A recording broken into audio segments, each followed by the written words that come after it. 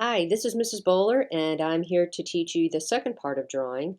The last time we met, we did nature drawings, things from nature. So there's a lot of curvy lines. Um, and so this time we're going to go to more straight edge, kind of man-made objects. So what I found is my simple shapes that I bought actually at a secondhand store. Um, there's the sphere, there's a cylinder, there's a cube, and here's kind of, I don't know what the technical word is, but it's almost like a triangular shape that's three-dimensional. And the reason we're going to start drawing these things is because they're hard-edged and they have straight lines. And so I'm going to teach you how to draw these objects, the wooden ones, and then I'm going to show you how you can look around your house and find, like, okay, let's say you want to do a cube. Well, maybe you have a piece of dice. So that's exactly like a cube. So, or maybe a box, like this is my Girl Scout cookie box. So I'll teach you how to draw a box. And so instead of me sending you things, you can just go around your house, look in the cupboards, and see some of the cool things that are around and learn to draw them by drawing what you see. I always tell my students, don't draw what you think you see, but what you actually see. So you have to study the shapes and record them in your sketchbook. And don't forget to date your work. Okay, let's get started. I miss you terribly, and I can't wait to see you in person. And if you want to share your sketchbooks with me, I would love it. 2, 11, 21. All right, and let's start with the simple shape of a sphere. All right, so you can use anything at home that's like a sphere. Let's look for something that's just circular shape. Okay, so I found this little bouncy ball that you get probably in a gumball machine.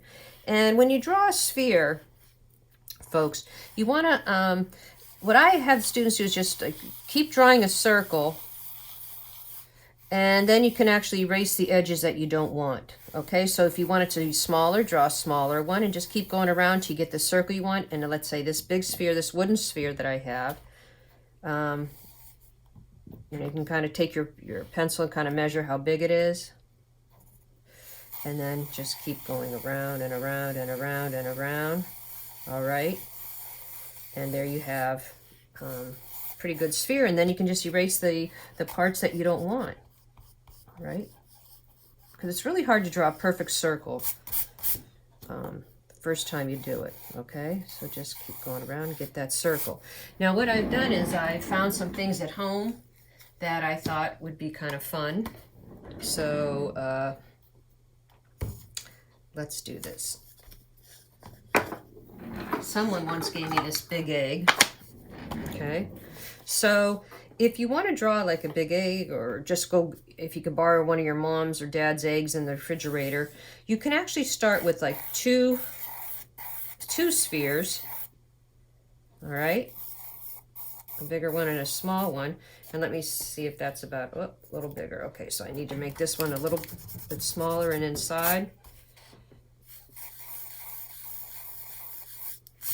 Okay, so I'm looking at that egg, and what you can do then is just kind of like connect the two, okay? And then, okay, you know that this side's bigger. You know, you kind of guess how big that is. And then get smaller here. And erase what you don't want.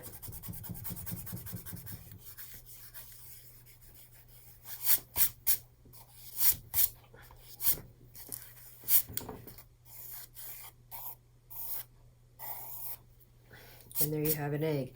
And if, let's for example, I found this Easter egg. So you might even find a real egg in your refrigerator, and just make sure it doesn't roll off the table.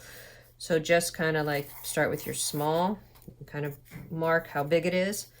Start with your small sphere, circle, and then your larger one. And there you have an egg, okay? And then erase what you don't need. Okay. And then the next stage is, after we learn, the contour, the outline of things, how they're shaped, how you can draw what the shape of things are, seeing how the outline is. And the contour is like giving a little more description in the lines you're using. We can start placing values in to make this thing look three-dimensional, because there's a highlight on there, and there's a cast shadows. If you see, there's actually two, one here from the windows.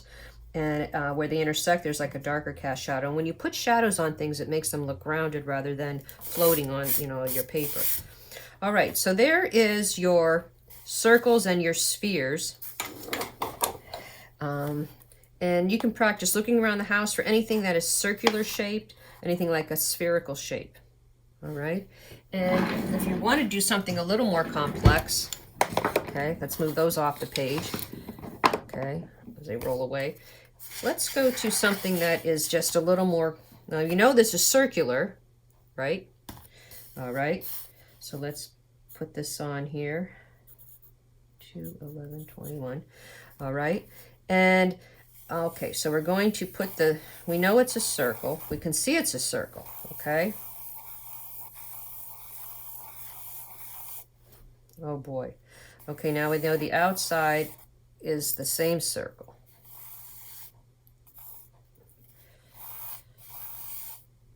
So you want the same width. You know what that means? It's like I want the same distance from the outside to the inside line.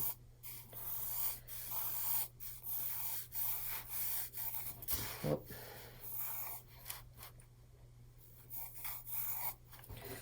Okay, and then I'm going to erase this. Okay, so we know what we're drawing there. Okay, now how do we make it look like we're looking at it? Okay, now you're seeing just the circular part, but from where I'm sitting, I'm seeing the inside of this and the outside of this.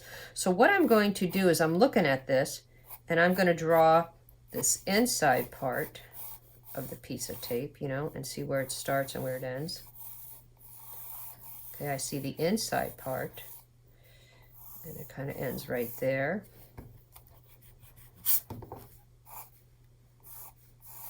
And then I see the outside part starts like right here.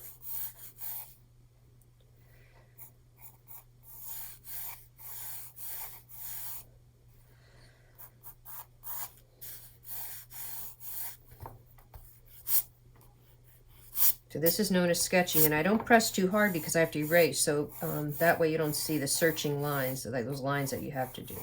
All right, so now I know that this is the front of it, okay, and this is the inside. And I'm just doing that now to just show you how you can tell the top of the tape to the outside, okay? And so eventually I'm going to teach you how to place values in there, so you know that the top part's getting more light, and then the sides of it are going to be a little more,